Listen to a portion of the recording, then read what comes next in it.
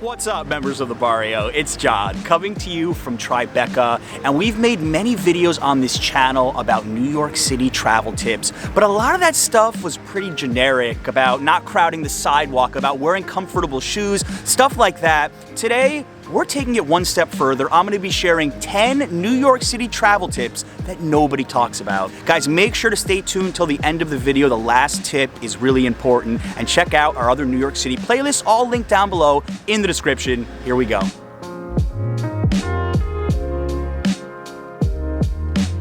This is an insider tip that most New Yorkers don't even know about. So when a conductor is pulling up to any subway station, they look up for something called the indication board or the zebra board. It's a black and white striped wood block. It's either gonna be next to the platform or against the wall. Find that block and then wait for the train to pull up. The conductor is gonna point at it, which means they're gonna be right there for you to talk to. Ask them if your train is going to Times Square, and they are definitely gonna help you out. In fact, in this case right here, the conductor, when we stopped at Canal Street, jumped out of her booth and told me this is the right stop. Absolutely incredible for New York City. They are so friendly. And an insider tip, if you're a girl taking the train late at night and you wanna make sure that you're right by the conductor, stand underneath that board and board the subway car where the conductor is gonna be sitting. Really good stuff. And also a shout out to my friend Evan, a native New Yorker, who told me about this tip and also helped me out a lot with this video. So this was actually a user submitted comment, which I'm turning into a tip. Culchi19718 said, another mistake people make is just having to see an NHL or NBA game in Madison Square Garden when you can actually see a better team playing in the Barclays across the Brooklyn Bridge for half the price. All super easy to get to as well, and the metro stop is right at the stadium. This is an excellent point. Madison Square Garden is really amazing. It's called the world's most famous arena for good reason, but the Knicks stink.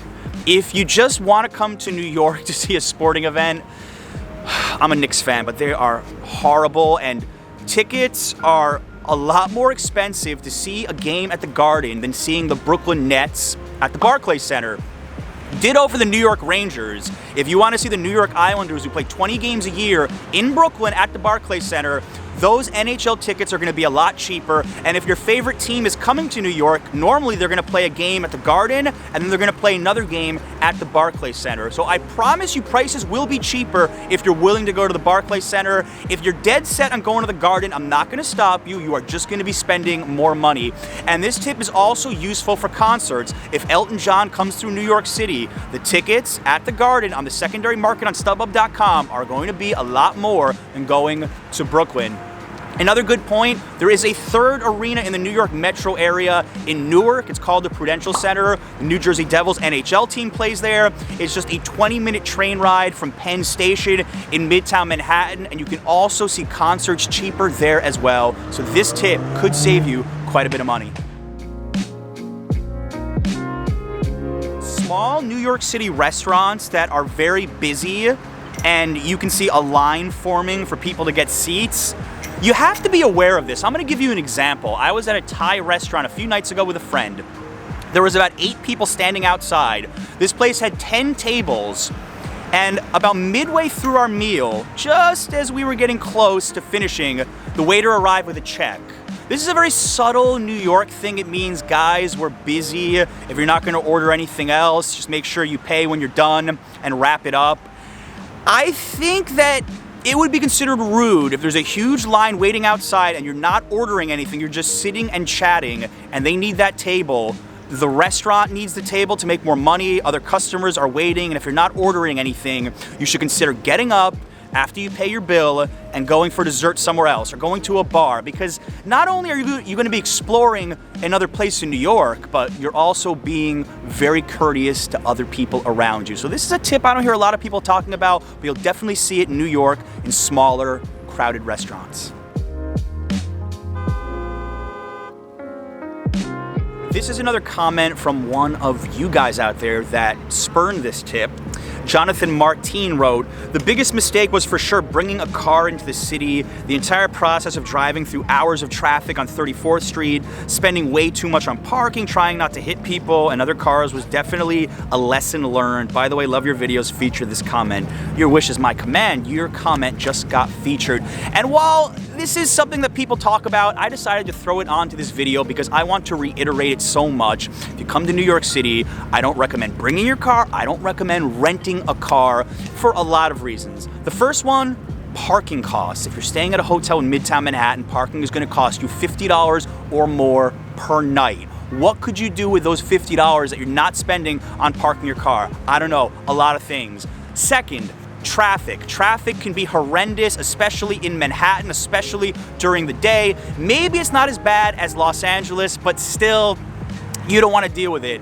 And third, if you're going to be parking the car throughout the city, there are so many restrictions everywhere. It is tough to find a spot. And let me tell you, as someone who's had their car towed before, there is nothing worse than getting there and thinking your car got stolen. Well, the city did kind of steal it. But anyway, you do not want to get your car towed. You don't want to deal with all the parking issues of New York City. Believe me, leave your car at home.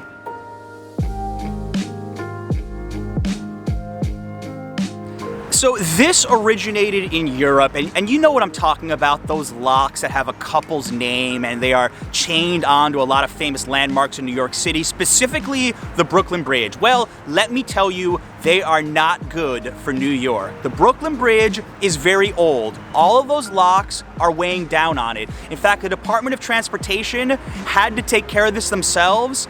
Up until 2013, there was a statistic. They removed 34,000 locks from the Brooklyn Bridge, which cost the city $100,000 per year to do.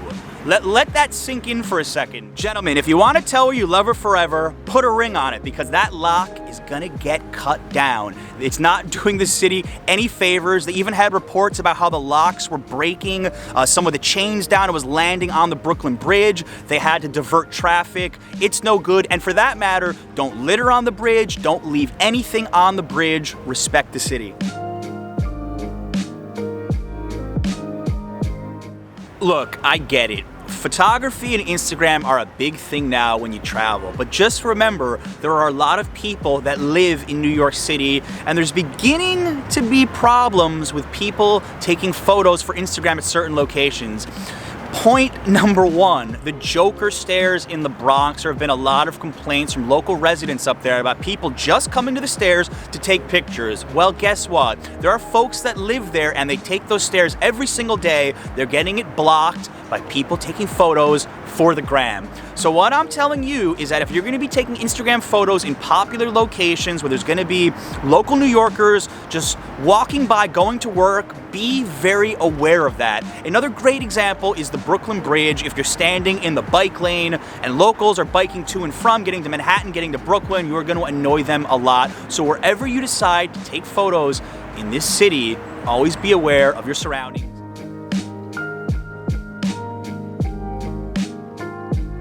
This is a super common mistake that travelers to New York City make involving buying tickets for Broadway or sporting events at too high of a cost online. Let's say you Google Broadway tickets. Some of the first results to pop up are not going to be the official box office websites. It's going to be something like ticketcenter.com. And if you don't read the website closely, and few do, you won't see that it is not the official reseller and the tickets could be sold at way higher than face value. A lot of these websites, in fact, will sell tickets that are being sold for the normal price on the box office website for 2 times, 3 times the cost. If you want to find the official website of any box office on Broadway, I'm putting the link down below right here. It's broadway.org/shows. Every single show on Broadway is listed there with the correct link.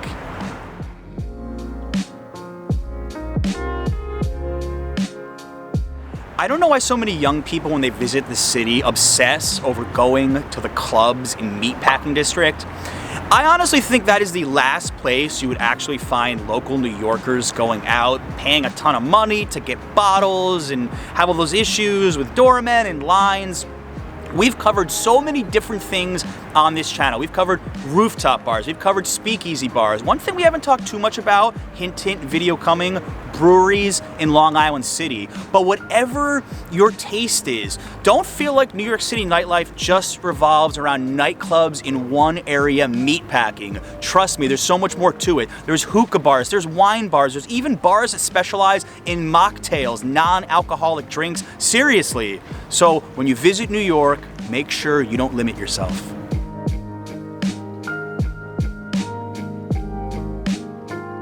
I'll start by saying that I personally will not rent a city bike just to go around most of the Manhattan streets. I will happily ride it on the Hudson River bike path, on the East River bike path, in Central Park.